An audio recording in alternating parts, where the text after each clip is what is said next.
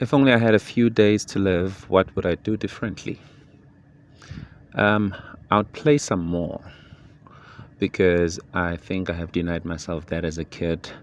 I think I had to grow up fast, more faster than my peers did because as a kid I was exposed to a lot of things. I had to deal with a lot of things at a very young age, and as a result, I never really got to understand the idea of playing to this day. you know. So I had to be very serious. I would sleep tired and wake up extremely tired because in my sleep I had to think about how to conquer the next day. And those are some of the things that if I had a few days to live, I'd do. I'd play some more, and get dirty. And also, I would answer every question truthfully and not correctly. A lot of us do that because we have issues with accepting who we are and representing who we are. A simple question as, who are you? Baffles us and scares us because we now have to access our heads and our minds to try and come up with the most fitting, most acceptable, morally acceptable, and so correct sounding response as opposed to an honest response. And as a result, we become prisoners of our own lies, and we become deceivers of others as well because we misrepresent ourselves, because we fail to answer truthfully but resort to answering all the questions about who we are correctly. And I think I'd also be very much accepting of myself. When I learned recently about accepting self, it does not only liberate you, but it liberates others too, because you have the liberty and the freedom to be, the freedom to express who you are. You're not concerned anymore about sounding right, being picture perfect type of a thing, but you are more concerned about being honest enough to even lose some of the most valuable relationships and friendships, but you would have lost them truthfully as opposed to correctly sounding type of a thing, if it makes sense. It does in my head. And I'd worry more about being present in my being naughty enough to learn all that I needed to learn, as opposed to being careful simply because I was too afraid to disappoint my mother. I grew up being so careful.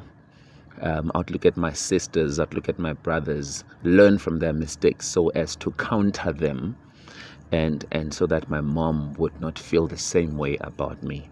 But looking at that now differently, I realize that they have grown honestly, so as better people, because they became real enough to allow themselves to let my mom down a few times so that they can pick themselves up every other time and be self-owning type of a thing, and have this ownership towards self.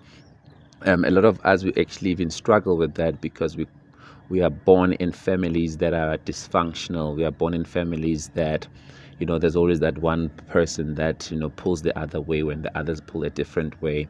A lot of us grew up with our dads. A lot of us are as a result of our parents that separated. So we lived most of our lives being so afraid of being victims of a particular past of some sort, to a point that we are too afraid to even allow ourselves enough to live, because we don't want to hurt or have others that we love exposed to the same thing that we were exposed to. But what if that is part of their path? What if such is what is required of them to get to a particular place within self, where they are in sync with who and what they are and should be?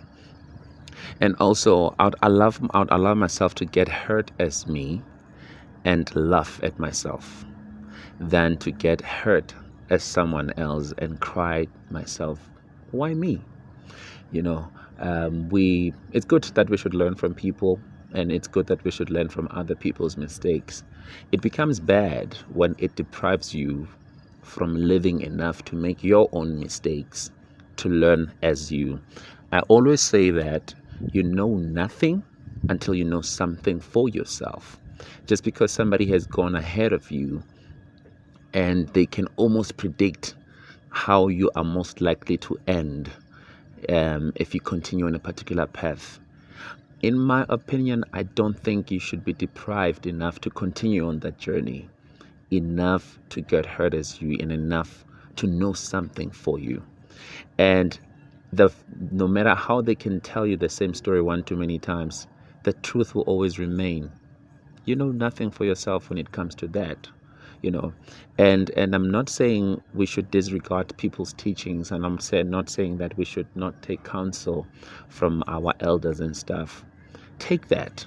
We need it. We need such wisdom so that we will know how to pace and place ourselves in life as we walk on, you know.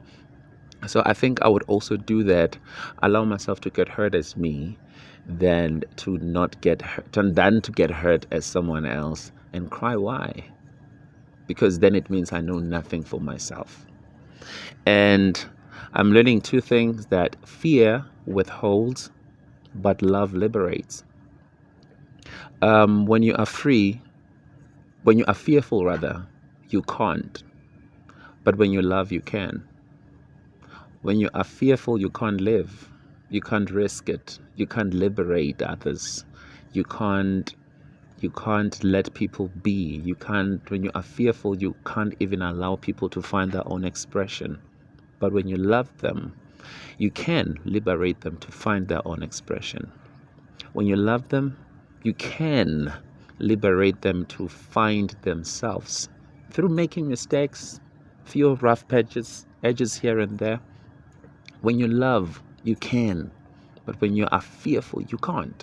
You can't live. And as a result, you can't allow others to as well.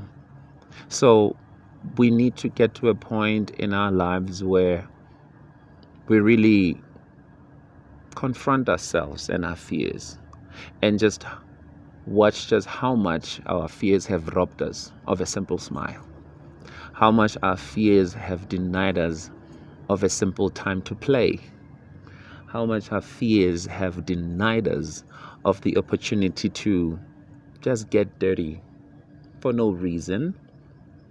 But when you love, true love liberates.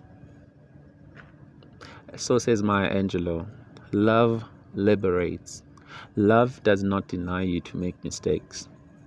True love does not deny you an opportunity to learn and be a better you.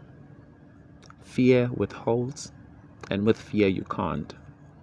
Love liberates, and with love you can.